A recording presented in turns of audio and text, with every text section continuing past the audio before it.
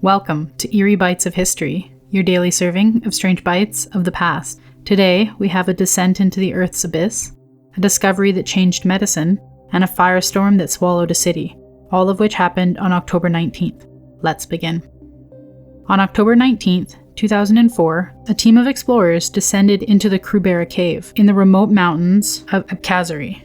To the untrained eye, it was just another cave, but it was something else entirely, a vast abyss and the deepest cave known on Earth. For weeks, they crawled through the narrow tunnels where light couldn't follow, temperatures dropped to nearly freezing, and the air grew heavier and thinner. Each step downward brought them closer to the unknown, to a world where few humans have ever seen. They rappelled through waterfalls, waded through subterranean rivers, and squeezed through spaces so tight they could barely breathe. As the lights flickered against the slick, dripping walls, the silence pressed in, broke only by the slow echo of water falling below. It was said that if your lamp failed, the darkness was so complete you would forget your own existence. Then, nearly 2 kilometers beneath the surface, the team reached the bottom. 6,824 feet down, the deepest any human had ever traveled inside the Earth. No sunlight, no wind, just stillness, and an unsettling realization that even the planet's lowest point, there were still unexplored passages and tunnels that vanished into the blackness of nothing. The Krubera cave proved one haunting truth. The deeper we go in search of answers, the Earth reminds us how much we may never truly ever know. It seems that the deeper we dig, the more it feels like the Earth's been keeping secrets. It gives me chills just thinking about how deep the abyss of the planet really is.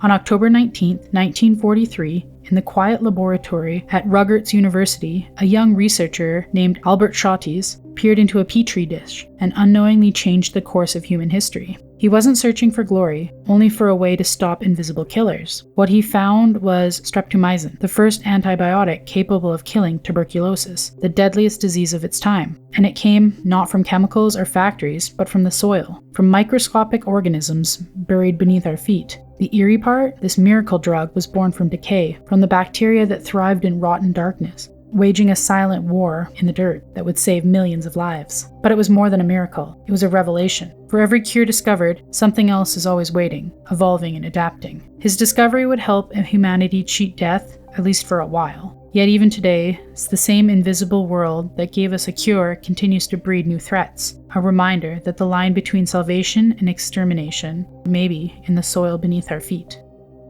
How strange one of humanity's greatest lifesavers was hiding in a handful of dirt. It isn't just big pharma that can cure the masses. I wonder what other cures have been around us this whole time, just waiting to be discovered.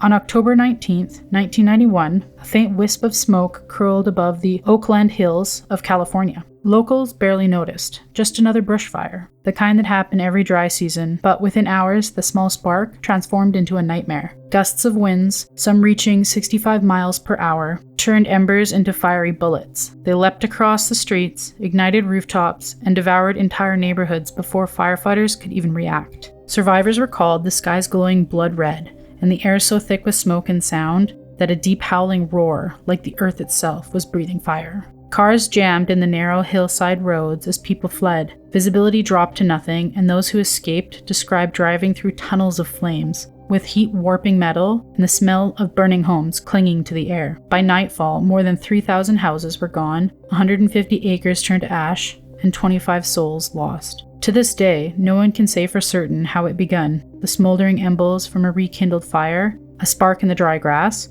or something else entirely. The fire tunnel left behind more than destruction. It left questions, whispering how close civilization is always to chaos. Fires are one of nature's deadliest threats, and they happen on every continent except Antarctica. They say that globally, fires cause more than 13.5 million hectares of forest destruction annually. That is an unimaginable amount fueled by an almost unstoppable force. Like your history snack-sized, drop us a comment with your favorite bite and subscribe. Join us daily for your eerie dose of the past.